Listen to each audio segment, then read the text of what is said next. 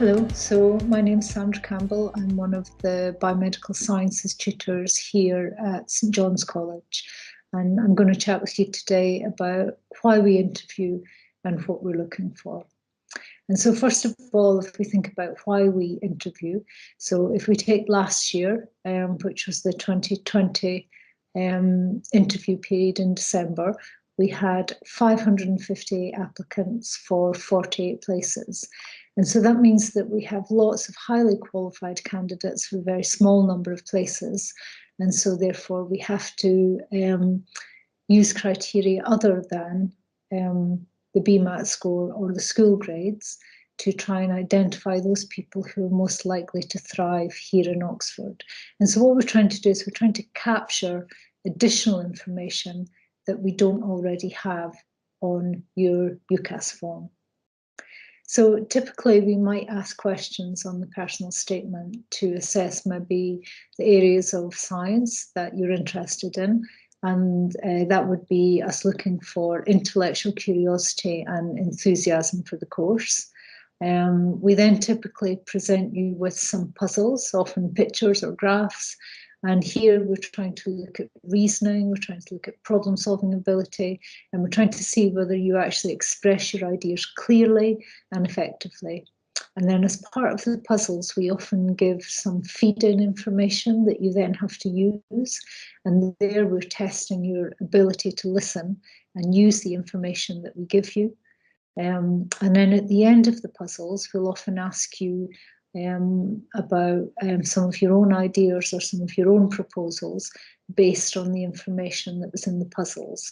And then that gives us an assessment of whether you're creative in your thought, whether you've got any original ideas. And so the interview is a little bit like a mini tutorial because that's how we teach within the small group tutorials here in Oxford. And so all that we're trying to do in the interviews is we're trying to see whether you'll thrive in the environment that we present here in Oxford. But the interview isn't everything. The interview is only one part of the information that we use. So we use everything when we make our decisions.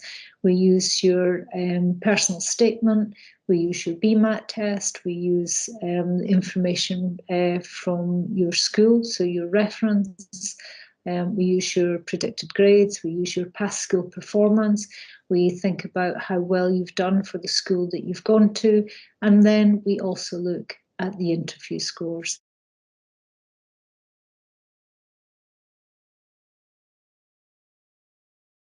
Hi, Finn. Thank you for coming to see us today and being interested in biomedical sciences. So I'm Sandra Campbell. I'm one of the biomedical sciences tutors here at St John's. Hi, Finn, and I'm Charles Newton. I'm one of the Professorial Fellows at St John's, a neurologist in the Department of Psychiatry. Okay, so your interview will be about 20 minutes or so, Finn. We're going to start off with some questions on your personal statement, so for things that you chose to show us that you're interested in. And then there's going to be two puzzles. And while you're doing the puzzles, if there's anything that you don't understand, please let us know and we'll reword it in a different way. Okay. Great. So I'll hand over to Charles and we'll do some questions on your personal statement. Great. Well, thank you, Finn, for coming. First of all, I just want to open up as to why you've chosen this course, Biomedical Sciences, as opposed to other scientific courses. And then also, in particular, why have you chosen Oxford as opposed to other universities? Okay, so I think I'll start with the first question, why I choose Biomedical Sciences. I think it's the customizability of the course, the fact that you've got this fundamental first year, so you can start to gather which interests you've got, be it genetics, neuroscience, elements of physiology, etc. And then going forward into the second year, that's when you can pick your modules. And I think that's the thing that attracted me most to the course, especially at Oxford as well, because that modular system is made quite clear, and all the staff are quite supportive in telling you which modules you should pick as well. So yeah, definitely the module side of the course. Great, thank you. I read your personal statement with great interest. I mean, you've clearly investigated a wide range of subjects in biomedical sciences. I'd like to start off with your interest in prion diseases. Can you tell me what a prion is and how does it cause disease? Prions are a protein that can cause infection in the body, particularly in the brain. So they're involved in neurodegenerative diseases such as CJD, scrapie in sheep. And specifically how they cause disease, it's believed that there's two forms of the prion, and it seems that there's a chain reaction where the disease form induces the disease form in like adjacent prions next to each other, and then that causes like the breakdown of tissue and muscle, especially in the brain. So that's how the disease propagates through the brain. Do you know how the word prion was derived? I think if you take the word specifically, I think it's because it's proteinaceous. I think proteinaceous infection.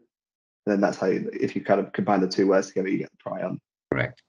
And so the infectious nature of it is the interesting bit as to how a protein can become infectious because it doesn't have any way of replicating itself in terms of nucleic acids. Can you just explain to me a bit more about that, what you understand about the replication of prions? Yeah, so I think that was something that when they were first discovered, that kind of came under a lot of scrutiny because they don't have an immediate like replication mechanism. So perhaps it's something to do with perhaps like a toxin that they release. I know they're particularly toxic to neurons, so it could be that like release of a toxin that could induce the infection in adjacent prions. And I mean, there's been quite a lot of interest in prions in other degenerative diseases, more common ones, for example, like Alzheimer's and Parkinson's disease. What do you think the mechanism of them causing those sort of diseases is?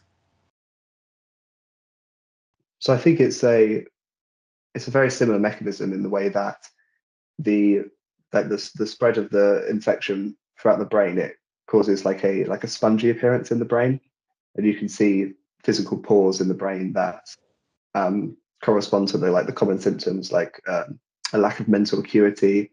So, for example, lack of concentration, and you can see those symptoms in, as you say, the more common diseases like Alzheimer's.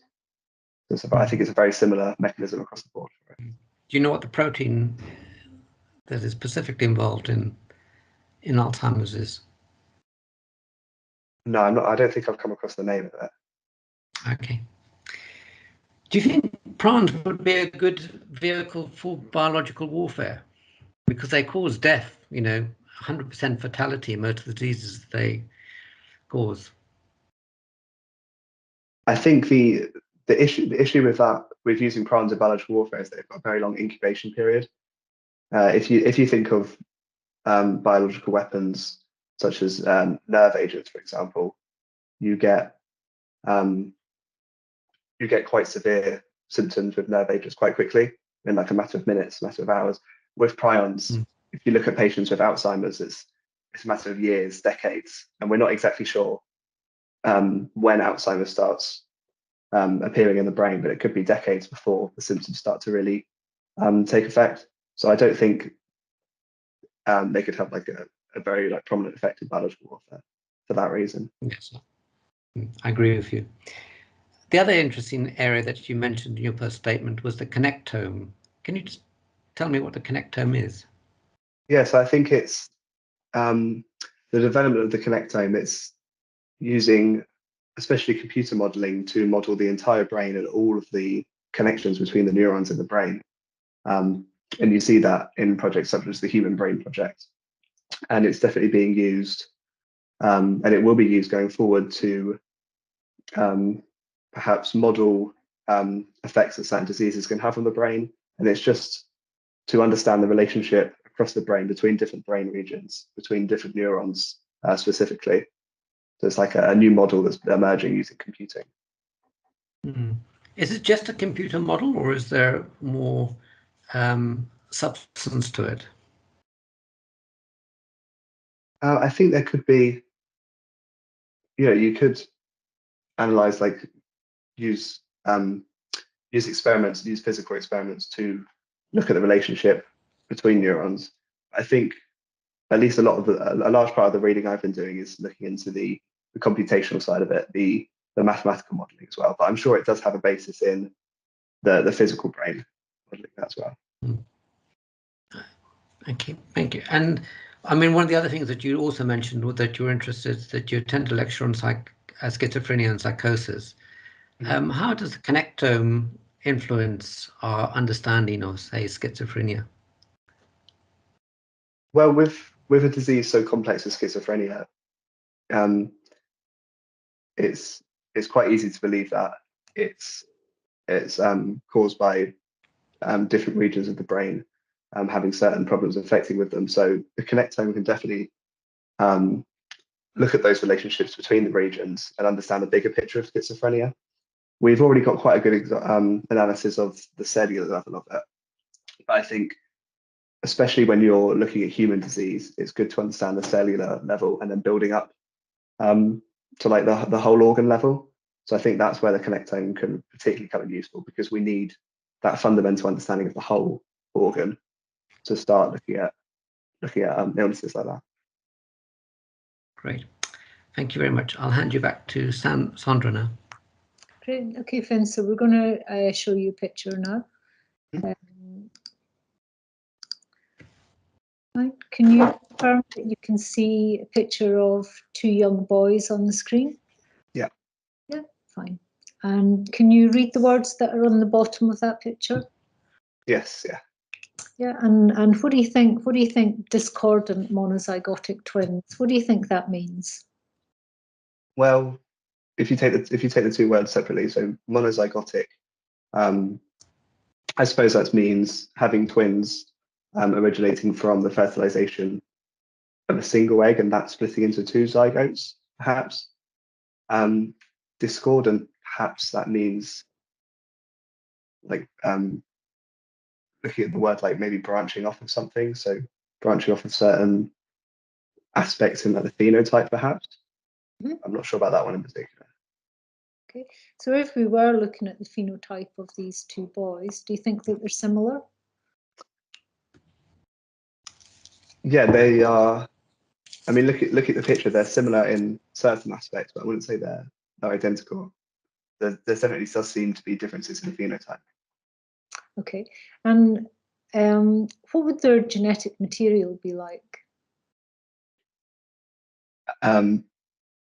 Like, does that mean like the differences between the two genetic material? Yeah, would the genes be the same or would they be different? Well, as far as the genes they have corresponding to certain elements of the phenotype, they would be the same. But that would be the same across humans. Maybe perhaps they'd have different alleles expressed in those genes.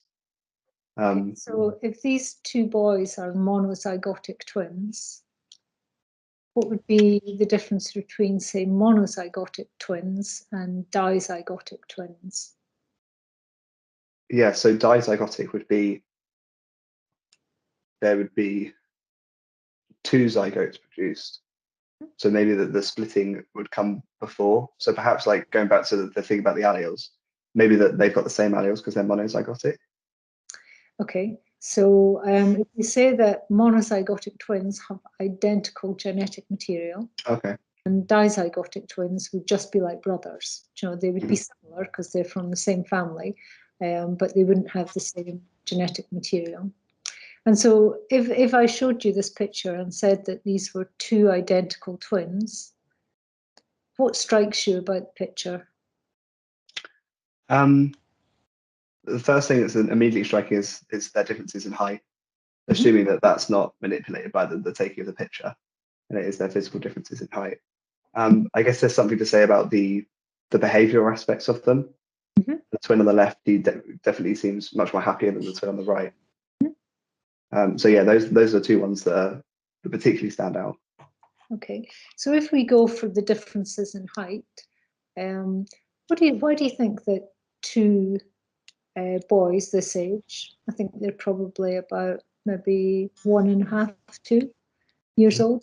Why do you think they would have such differences in height at such an early age? What sorts of things, if you saw your one of your friends, brothers or sisters, and they looked like this, what sort of thing would you be thinking if you heard that they were identical? Well, yeah, so in like a general population, height is affected by multiple genes, but because these twins have the same genetics, it would have to be something to do more environmentally, perhaps their development in the womb. Mm-hmm. Okay, so if I said to you that they were both almost identical in birth weight, mm-hmm. What other options might you have for why they're so different? Could we be looking at like epigenetic modification? Does that occur after? We could. What is epigenetic modification, Finn? So I haven't done too much into it, but from like the basic understanding I've got, it's the idea that there's chemical modifications to genes which affects their expression in the phenotype. Okay. So and those can be inherited, they can be passed down through generations. Mm-hmm. They can express themselves in different ways. So perhaps that's another reason for their difference in height. Okay. So some environmental conditions can cause changes in gene expression. But what about some more of the simpler things that might explain the height difference between two boys? Their actual environment that they live in. Is this assuming that they're living in the same environment? They're having like the same exposure? Okay, so let's say that that's quite a good point, actually. Do they live in the same environment? So let's say that for this instance, they do actually live in the same household with the same parents.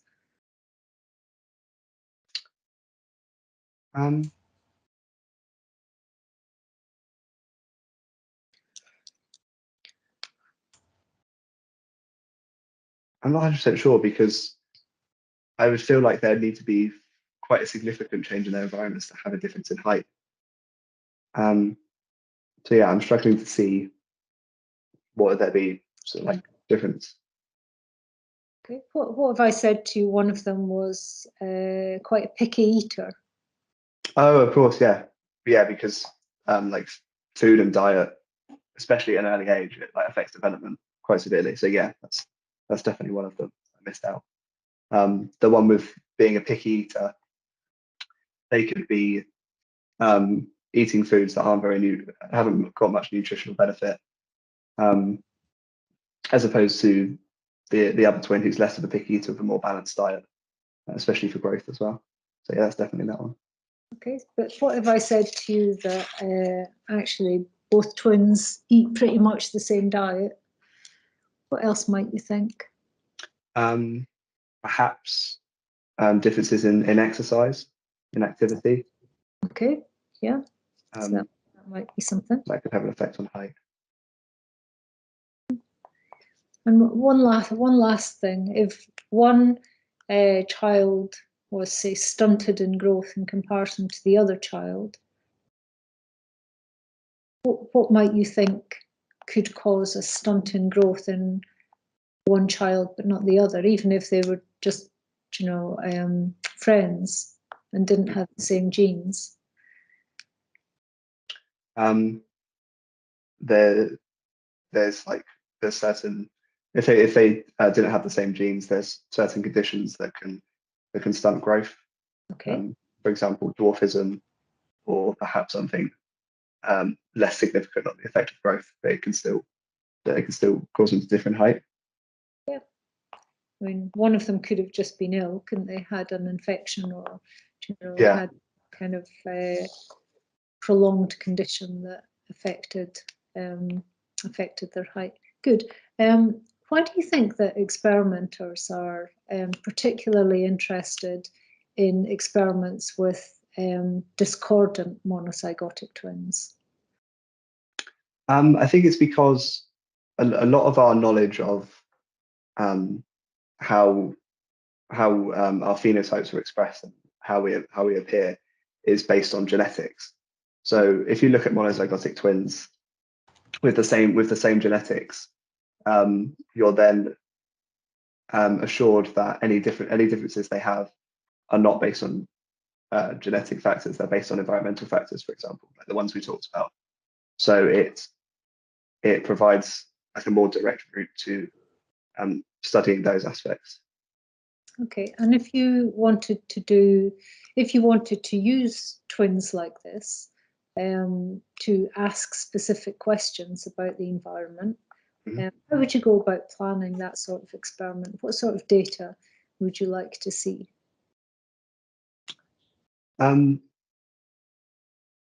think, like with the aspects we talked about, like regarding their diet, regarding their levels of activity, if you were to take one of those factors, you'd then want to gather data based on the same variables, but between the two twins, so you can make direct comparisons between them. Obviously, there's been experiments in the past. They likely wouldn't be ethical now, but the separation of twins with them growing in different environments. And then you could also see the effect when you compare the two, the effect on their different environments and how that works as well. Okay, yeah. So these are two boys, aren't they? Yeah. Do you think that using two boys in an experiment is a good plan? How might you change it if you wanted to do an ideal experiment?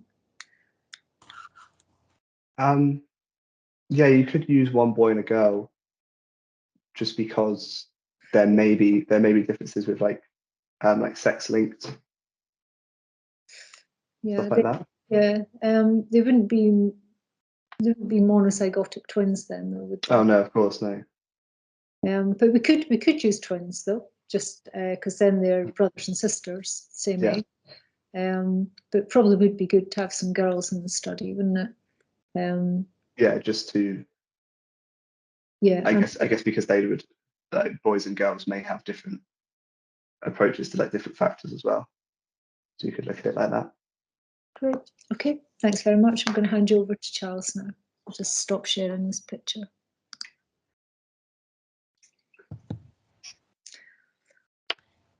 Great. And I'm just going to share my screen with you.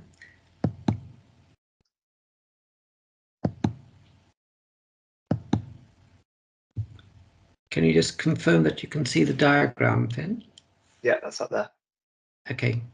So I want you to study this diagram. This is the top diagram shows the relationship between the number of risk alleles for obesity and the average BMI. And the bottom graph represents the BMI classified according to underweight, normal, overweight, or obese. I want you to spend a couple of minutes just looking at these two diagrams, and then I'm going to ask you some questions. Okay? The risk values are on the x-axis and the BMI is on the y-axis on the top diagram. Okay?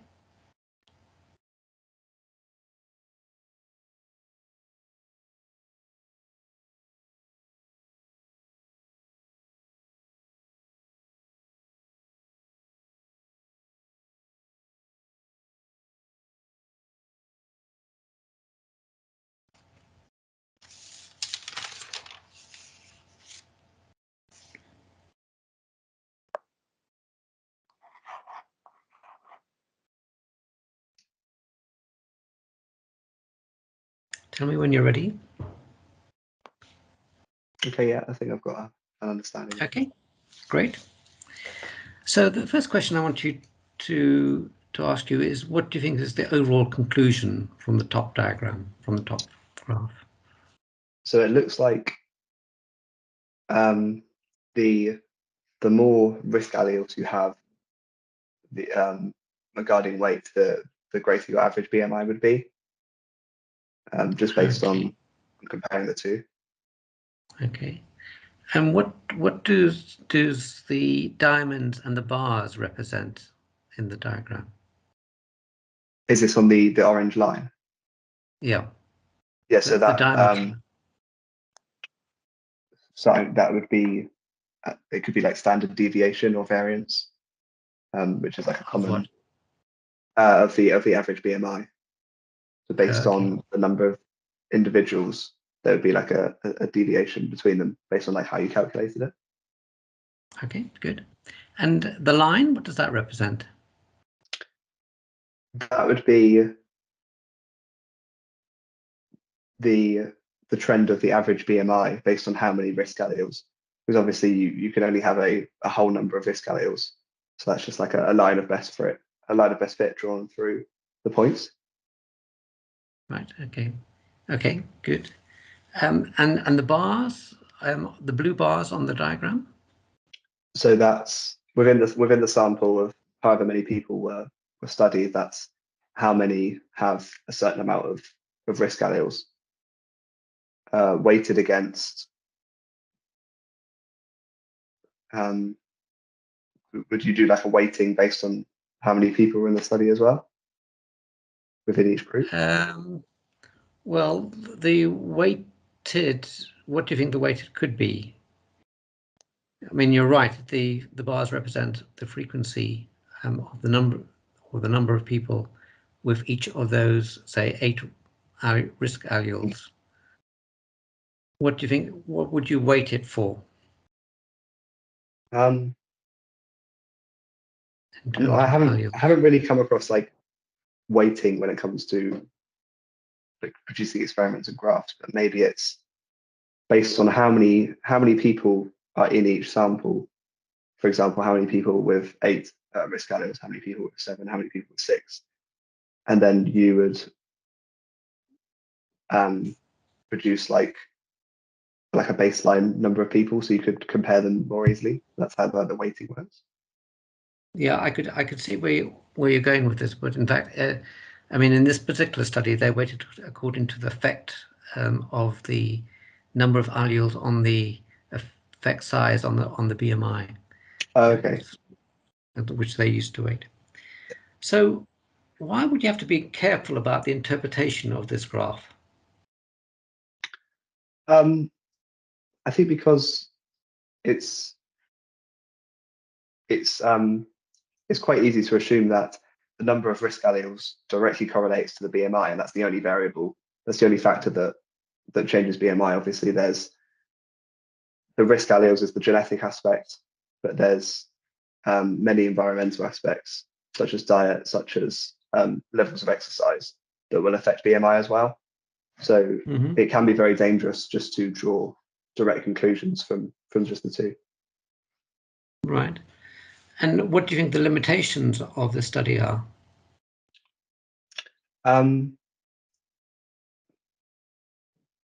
yeah, that talking about it's focusing on only one factor. That is one limitation. It also doesn't account for males and females. It doesn't make this doesn't distinguish between the two. It's just a general population, unless it doesn't state it on the graph. So that's the second limitation. I guess you could also say that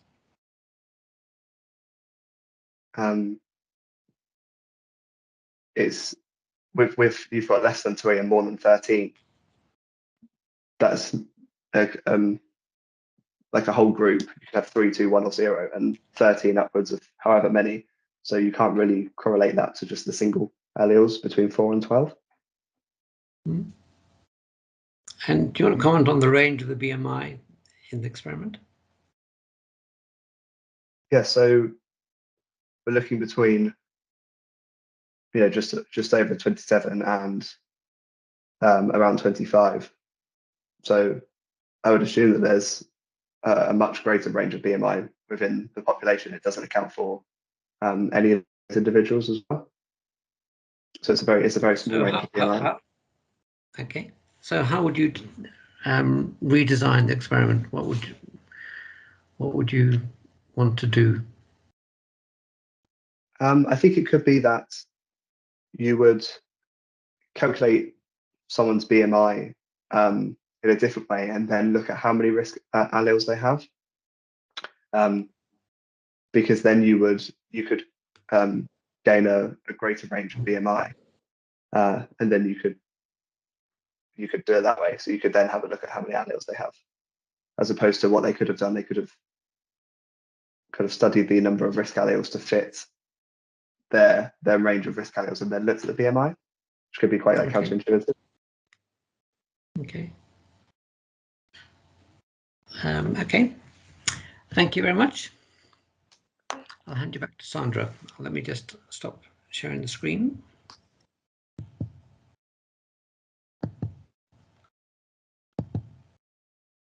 Okay. And that's the end of our puzzles.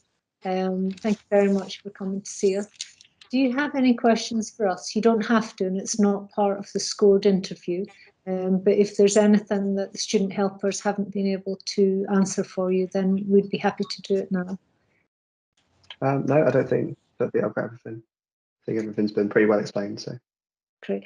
Well, good luck in your second interview, and thank you very much for coming to chat with us. We really enjoyed it. Okay. Thank you very much. Bye, Finn. Thank you very much. Lovely to meet you. You too. Thank you.